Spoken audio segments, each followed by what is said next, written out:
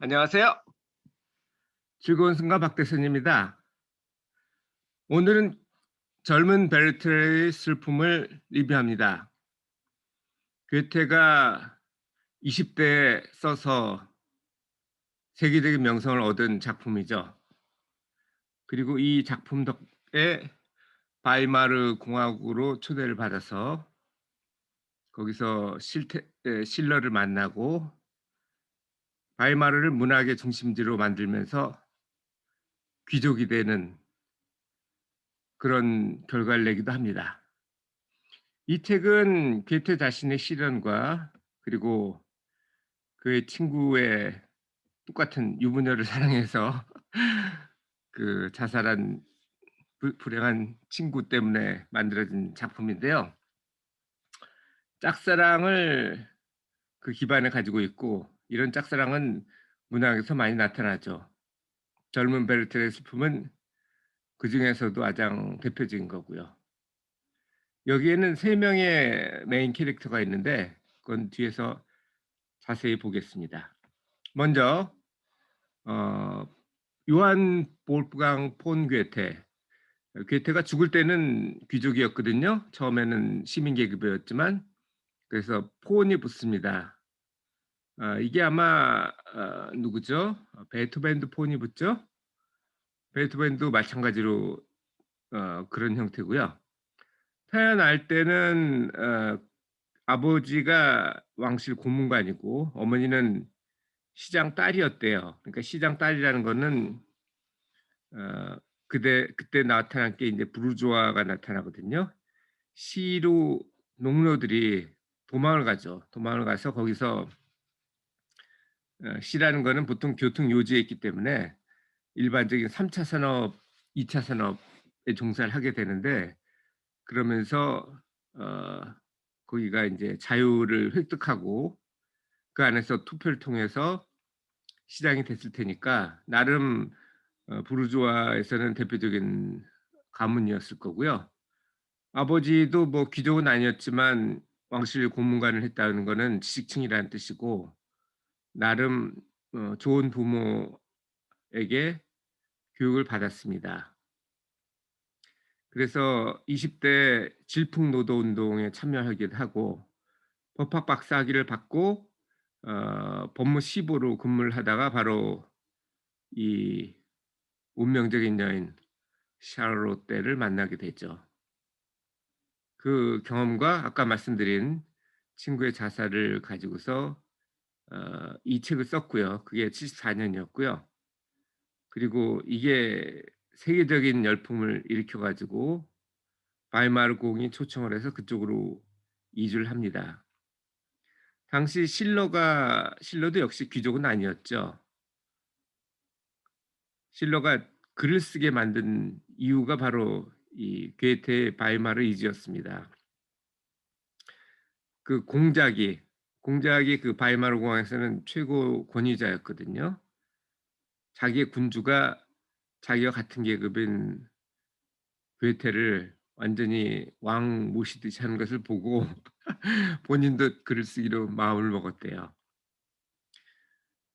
어쨌든 폰 괴테는 엄청난 뭐랄까 엄친아였어요.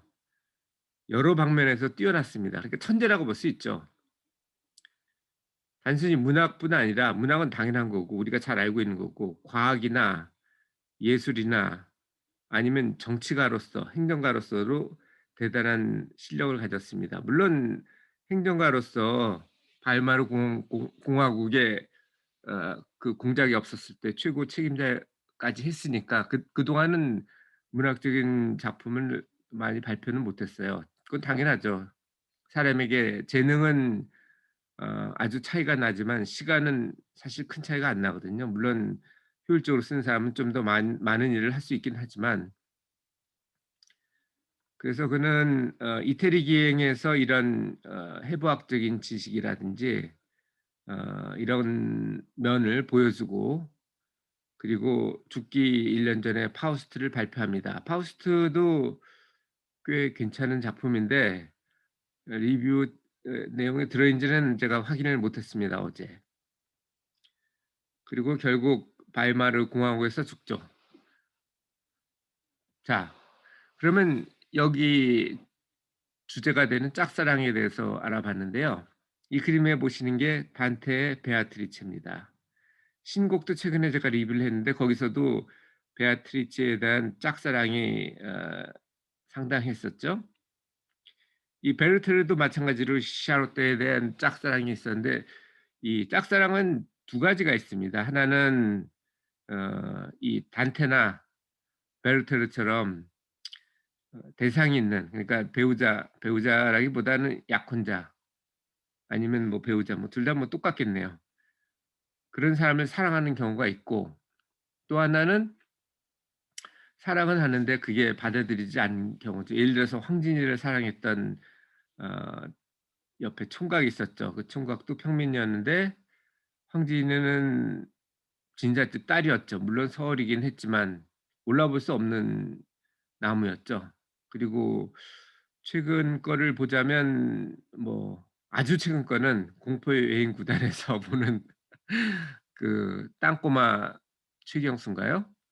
그 야구 선수가 자기 2 세는 작은 아이가 아닌 어 그런 아이를 낳고 싶다고 그래서 키 크고 늘씬한 은행원을 쫓아다니죠. 그리고 그 중간에는 6.25 때 레퓨지로 노르웨이 이민 갔던 이철호인가요? 그 라면왕으로 유명한 이 있었습니다. 그도 거기 가서 부잣집 딸을 사랑했는데 당시 우리 관념처럼 속 교제하는 걸 허락해 달라고 그랬다가 당연히 퇴짜를 맞죠. 누가 좋아하겠어요. 그 같은 나라 사람도 아니고 외국에 있는 난민, 돈도 없는 그 사람한테 누가 부잣집 딸을 주겠습니까? 그런데 이런 거는 인제 승화가 가능해요. 파괴적으로 예를 들어서 그 예루살렘 괴테의 친구, 자살한 친구처럼 그렇게 될 수도 있지만 오히려 긍정적인 영향을 줄 수도 있어요. 예를 들면 뭐 외모를 저 같은 경우 외모를 잘 안 보는데 제가 만약 짝사랑에 빠졌다면 외모를 좀 볼 수도 있고, 학생이었다면은 뭐 성적을 좀 잘 보이는 게, 왜냐하면 학생한테는 성적이 좋은 것이 여러 장점 중에 가장 큰 것이거든요. 아니면 정신적으로 성숙해질 수도 있고요. 이게 안 된다면 최소한 뭐 그 대상에 대한 그 그녀 혹은 그 일을 생각하게 하는 그런 물건들을 제거하거나, 아니면 이 괴테처럼 아예 다른 지방으로 이주를 하면서 다 버리는 경우도 있을 겁니다. 이 짝사랑의 원인은 호르몬이래요. 호르몬이 두 가지가 나오는데 보통 사랑을 하면은 옥시토신, 사랑의 호르몬이죠. 혹은 기쁨을 주는 페로몬, 도파민들이 나오는데 짝사랑을 하면은 아드레날린도 나와서 즐거웠다가 슬펐다가 이런 것이 반복이 된다고 합니다.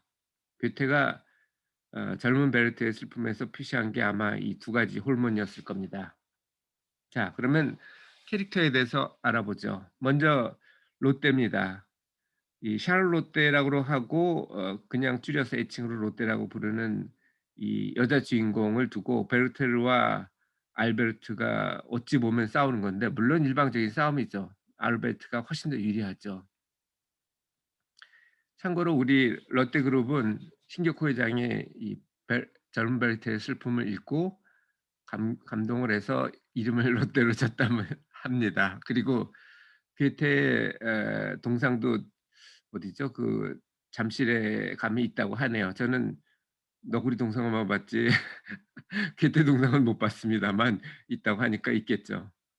자, 베르테르는 우리가 볼 때는 나무랄 데 없는 청년이에요.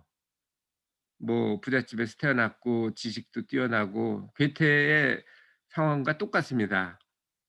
하지만 롯데에 반한 게 일방적인 문제점인데, 롯데 같은 경우는 알베르트를 따를 수밖에 없어요. 왜냐하면은 여성은 기본적으로 보수적이에요. 남성은 그냥 예를 들어서 아이를 만드는데 뭐 하룻밤이면 충분하고, 하룻밤도 필요 없죠. 뭐 한 5분 내지 10 분이면 충분하고. 그런데 여자는 그렇지가 않거든요. 아이를 낳는데 뭐 1 년, 그리고 키우는데 최소한 젖은 떼야 되니까 1 년에서 2 년, 그러니까 2-3년 정도가 필요합니다. 그러니까 신중하게 여성은 소위 말하는 동물도 마찬가지예요. 암컷은 수컷을 고를 때 신중해야 되고, 수컷은 반대로 기회비용이 별로 많지 않기 때문에 가급적이면 많은 기회를 가지려고 합니다. 롯데 같은 경우는 부모님이 없고 동생들을 키워야 했었기 때문에 좀 더 현실적인 사람이 필요했어요. 그러려면은 이성적이고, 베르테는 감성적이죠, 자기처럼. 롯데도 감성적인 부분이 많았거든요. 자기보다 한 10 살쯤 많고, 그리고 이성적인 알베르트, 게다가 약혼까지 했잖아요. 그걸 깨고 새로 자기 마음이 끌리는 사람한테 가긴 좀 어려웠겠죠.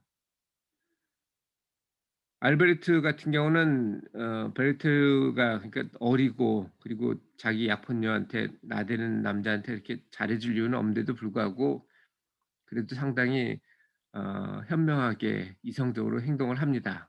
현실적인 사람이기도 하고요. 하지만 그 결과는 베르테르의 자살로 끝나고, 그리고 롯데는 기절을 해서 장례식에 못 가고, 알베르트도 롯데를 돌봐야 됐기 때문에 현실적인 사람이죠. 그래서 결국은 롯데가 잘 선택을 한 거예요. 알베르트도 현명하게 행동을 했고, 괴테도 현명하게 행동했습니다. 문제는 괴테의 친구인 예루살렘이었죠. 자, 오늘 이 젊은 베르테르의 슬픔을 읽고 승화에 대해서 느낀 점은 무엇인가요? 우리는 항상 좋은 날만 있는 건 아니거든요. 나쁜 날도 있고, 사람의 그 위대함이 차이가 나는 거는 그런 좋지 않을 때 나타난다고 합니다. 좋을 때는 다 좋죠. 하지만 좋지 않을 때 그거를 승화시키는 사람이 있고, 아니면 거기에 침몰되는 사람이 있죠. 그래서 평소에 많은 책을 읽으면서 간접 경험을 하는 게, 우리가 좋지 않을 때 거기에 매몰되지 않고 반응을 내가 긍정적인 방향으로 하는 그런 저력을 갖는 게 바로 독서의 힘이 아닌가, 이런 생각을 해 봅니다. 여러분은 어떻게 생각을 하세요? 여러분도 이 젊은 벨트의 슬픔을 읽고 한번 그런 생각을 해 보기를 바랍니다. 이 내용은 간단하지만 표현은 아주 아름다워요.